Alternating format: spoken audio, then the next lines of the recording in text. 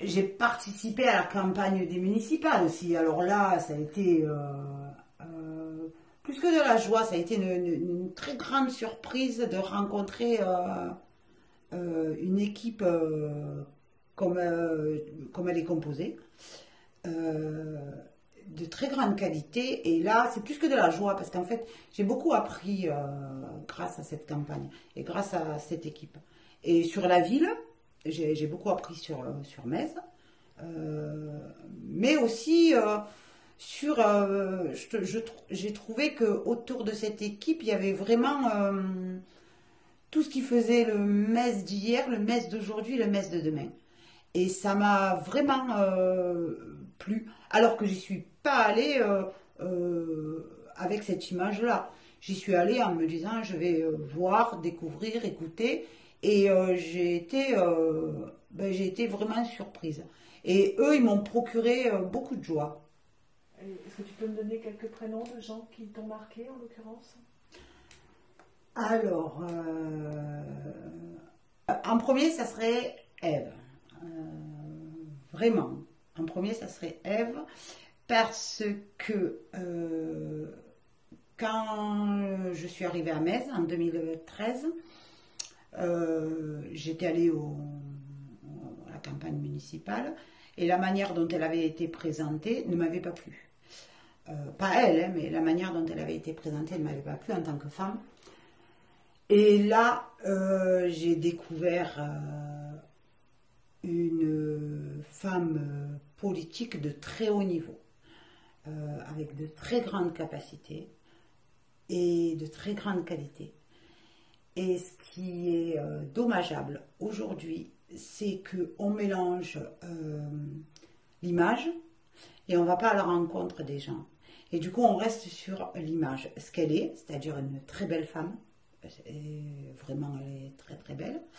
Elle est danseuse. Et donc, on reste sur cette image qui est, à mon sens, trop superficielle. Et on ne va pas à sa rencontre. Et en allant à sa rencontre, j'ai découvert une femme politique, mais alors, pourtant j'en ai rencontré. Ça fait un peu plus de 25 ans que je fais de la politique. J'en ai rencontré, et alors, elle a un niveau supérieur. Elle le sait puisque je lui ai déjà dit, et voilà.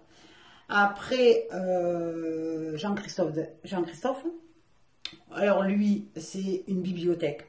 On pose une question, on a toutes les réponses qu'on veut avec le JO numéro 400 002 de 21 décembre 2005. Alors lui, c'est un bonheur d'apprentissage parce que quand tu y vas, tu poses ta question, tu as ta réponse. Donc tu apprends. Et ça, moi, je trouve ça génial d'avoir des personnes ressources. Parce que j'ai envie de ça, moi. J'ai envie d'avoir des gens qui vont me nourrir intellectuellement. Et Jean-Christophe en fait partie. Après, Annick, qui elle est un cœur d'or. Alors elle, c'est vraiment une maman dans toute sa splendeur. Et j'ai la sensation que dès que tu fais partie de l'équipe, elle va te considérer comme telle, c'est-à-dire que tu vas être materné par Annick, et je trouve ça, voilà, merveilleux aussi. Séraphin, ben, c'est la bibliothèque suite de Jean-Christophe, hein, parce que alors lui c'est pareil, hein, tu poses une question, s'il a un doute, il va aller voir Jean-Christophe, qui va mettre le doute à l'un et à l'autre, ils vont prendre l'ordinateur et ils vont aller, mais tu auras tes réponses. Ensuite, ça c'est les gens qui composent la liste. Philippe, c'est Monsieur Culture de la liste. Et alors lui, non seulement c'est Monsieur Culture, mais à titre perso, j'ai eu besoin de lui. Et quand je lui ai demandé, je ne le connaissais pas plus que ça. Et il m'a regardé, il m'a dit, ben oui, tout simplement. Et ça a été le plus naturel du monde qu'il m'a dit oui. Mais inconsciemment, je savais qu'il allait me dire oui, parce que tu vois que c'est ben, qu'ils sont là pour pas pour autre chose que pour être là. Et si leur capacité leurs ressources leur permettent de t'apporter et de t'aider. Tu sais que tu vas leur demander s'ils ont le temps et l'énergie, ils vont te dire oui, et c'est ce qui s'est passé. Et lui, voilà, lui c'est pareil. C'est quelqu'un avec qui tu vas discuter, il va te nourrir intellectuellement, il va t'apporter, et en même temps, il va t'écouter et échanger. Et ça, voilà, c'est vraiment des échanges, même s'ils ne sont pas d'accord. Alors et ça, je trouve ça merveilleux.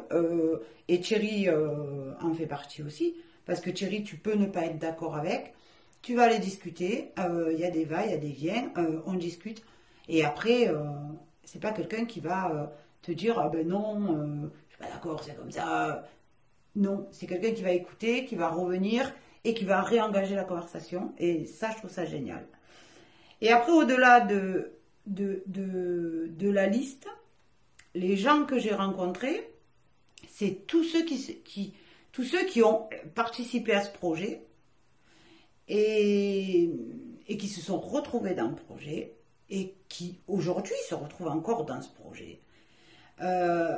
Et on a gardé des liens forts les uns avec les autres. Et ça, c'est rare en politique aussi.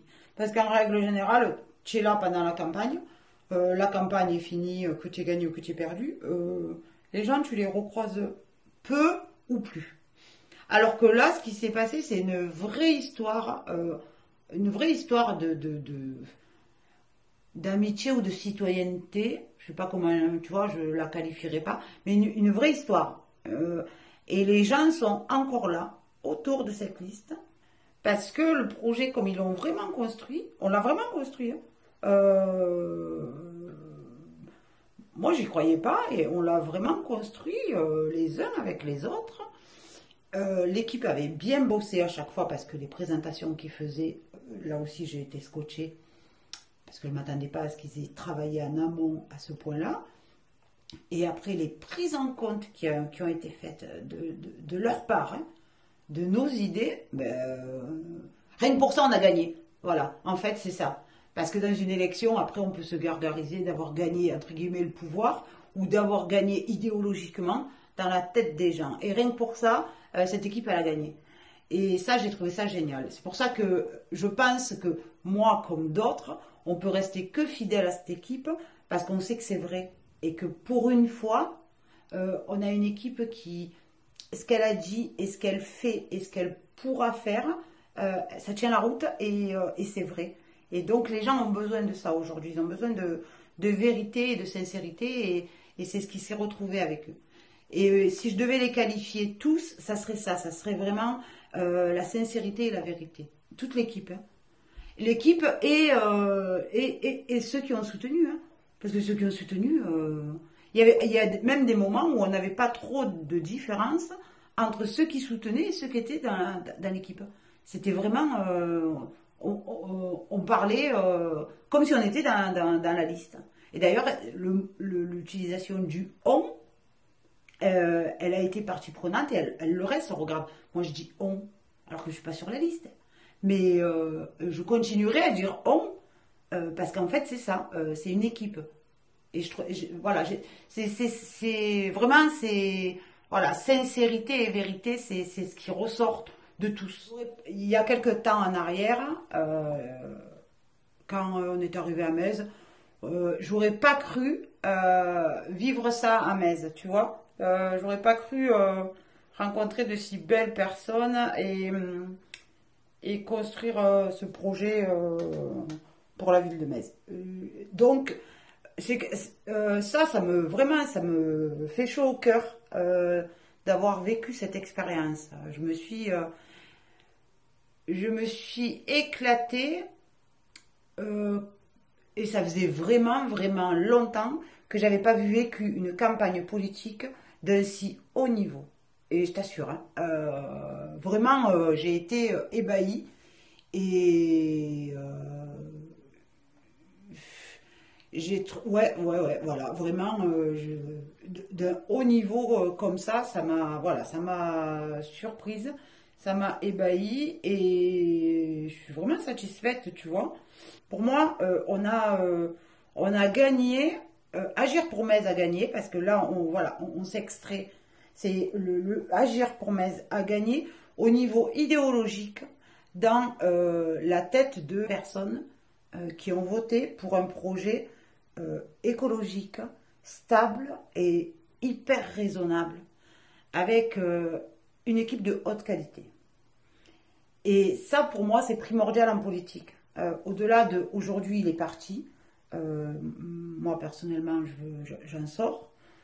On repart sur... on doit réécrire les choses, à mon avis. Donc, on repart sur des idées. Et là, c'est ce qui s'est produit. Et quand tu fais de la politique, propre, hein, pas, encore une fois, pour un statut social ou pour des intérêts individuels. Quand tu fais de la politique propre pour rien retirer, eh ben, tu sais ça. Tu sais que ce que tu fais, si tu le fais proprement, ça pousse. Alors après, tu ne sais pas combien de temps ça met à grandir, mais forcément, ça pousse. Et plus l'énergie est mise, et là, c'est le cas, parce que vraiment, il y a eu un travail colossal de fait, et plus tes graines, elles poussent vite. Qu'est-ce que cette expérience t'a apporté? Ça m'a apporté énormément de connaissances techniques de la ville. Alors ça, c'est Jean-Christophe, hein. Incroyable. Quand on a fait le tour en vélo, mais incroyable. Rien que ça, tu vois, là, sur l'urbanisation, ça m'a apporté toutes ces connaissances de la ville que j'avais pas et qui m'intéressaient, mais que j'étais pas allée forcément chercher, et c'est plus appréciable de les apprendre d'individus que d'aller lire des rapports ou des choses comme ça. Donc ça m'a plu parce que tu t'empares de la ville dans laquelle tu vis, et je trouve ça assez agréable. Tu habites encore mieux, plus, tu vois, mieux ou plus dans la ville que tu es, quand on te donne les clés de la ville. Et ben, moi, Agir pour Metz, je trouve qu'ils m'ont donné les clés de la ville. Et ça, c'est... Quand tu fais de la politique, normalement, voilà, quand tu soutiens une liste, tu dois te sentir propriétaire terrien, tu vois, des lieux. Pas propriétaire en termes de droit à la propriété, mais voilà, tu dois te sentir chez toi. Et eux, cette liste m'a fait revivre ce sentiment que j'avais pas vécu depuis, je te dis, depuis très longtemps, hein. Depuis des vieilles campagnes où il y avait cet esprit et qui a été perdu en route. Et ben eux, sans le savoir, sans le faire exprès, parce que juste leur volonté, leur enthousiasme et leur force de protéger cette ville parce qu'ils l'aiment, et ben ça te transmet tout ça. Et j'ai trouvé vraiment, voilà, ça. Et les clés de la ville. Tu as l'impression vraiment d'appartenir à la ville.